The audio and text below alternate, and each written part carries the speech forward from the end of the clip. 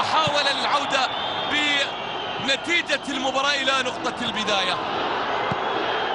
كرة بيخلصها كيمو سيسوكو، ولكن في صفارة من حكم المباراة فاول. هذه على العموم ثالث مباراة للفتح في تاريخه بحكام أجانب أيضا. الأولى كانت أمام الهلال بالدوري، انتهت 4-0 للهلال، الثانية مع القادسية وفاز 1-0 في الدوري، وهذه الثالثة أيضا بحكام أجانب بين النصر والفتح، والنصر يتقدم بهدف الحاج بوغاش في الدقيقة 72 من عمر اللقاء. إذا بوغاش يسجل الهدف رقم 209 مع المباراة رقم 66 في بطولة الثمانية الكبار. كرة ملعوبة، محاولة موجودة، ولكن بتعدي من أمام محمد السهلاوي. كرة توصل إلى محمد شريفي حارس مرمى فريق الفتح.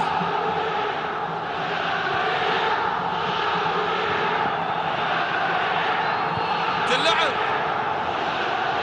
محاولة موجودة على طول. حمدان الحمدان بيلم كرة ناحية اليمين، توصل قريبة إلى الفين، تنقطع من أمامه، رجي بيلم، مرتدة، محاولة موجودة، تأخر، عمل مرة، ولكن كرة بتروح من أمام السهلاوي في كرة خطرة. هذا